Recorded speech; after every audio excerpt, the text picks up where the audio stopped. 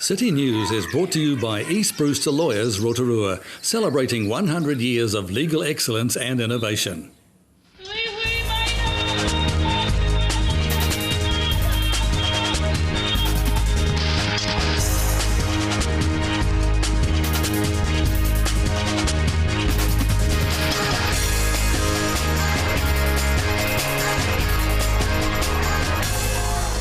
Kia ora. Tonight in this edition of City News, Grow Rotorua releases its new statement of intent.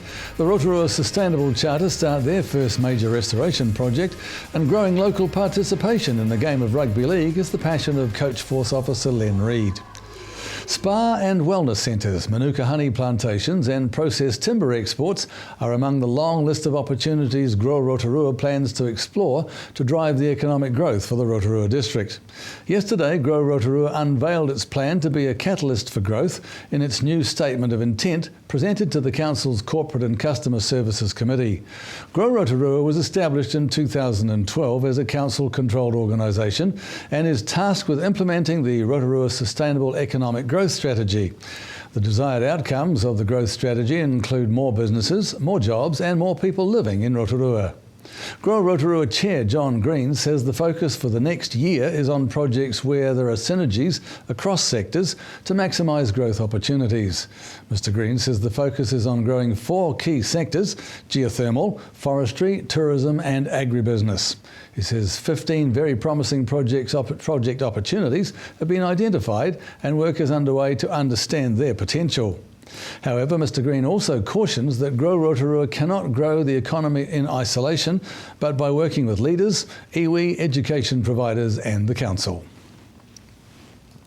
Supporters of the Rotorua Sustainable Charter were mucking in yesterday, helping to restore a local stream. The restoration of the Kauaka stream is the first major long-term restoration project the Charter has undertaken. Charter Deputy Chair Justin Hutton says the project will help the public see the purpose of the Charter more clearly. The Charter is a grassroots organisation, and it was started with a vision of making it as easy as possible for businesses to adopt sustainability and sustainable practices. So. And it sounds like, well, by the looks of it, like you've got plenty of members here. Yeah, so the Charter's got over 84 members, got 84 members. It's the 2 streams currently, a tourism stream and a business stream. So the tourism stream's been going for a while, the business stream's been started more recently, and it's basically it's got processes that assist a business to be sustainable. So we have a sustainable auditor who can go in and make recommendations on what they can do. Tokarangi Forest Manager Julianne Wilkinson says the project is timely as the area badly needed the restoration work.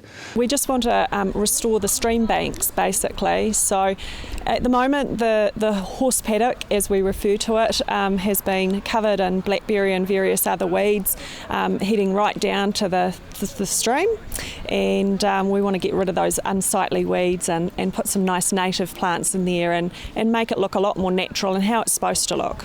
Other projects under consideration by the Charter are work around red stag and tapuia. Ball season is fast approaching, with many local teenagers faced with the dilemma of what to wear to their big event. With this in mind, Rotorua's Eyesight have come up with some creative ideas to help teens in the local community.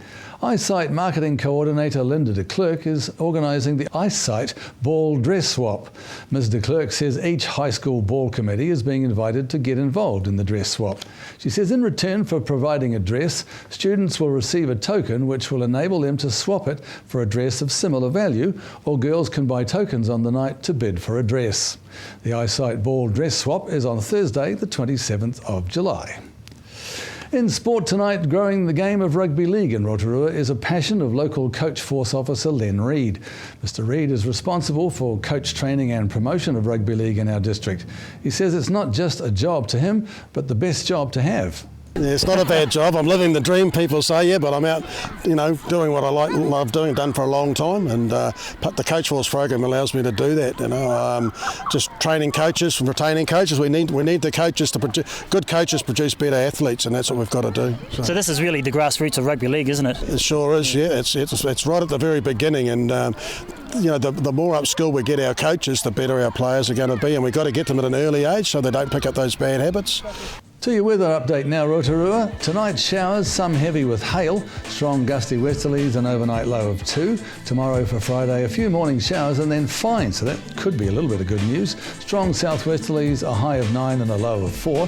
And forward to Saturday, a bit of sporting fine weather hopefully. Southwesterlies, a high of 10 and a low of 2. To the marine forecast for Lake Rotorua, southwesterlies rising to 35 knots during the morning, easing to 20 knots in the evening.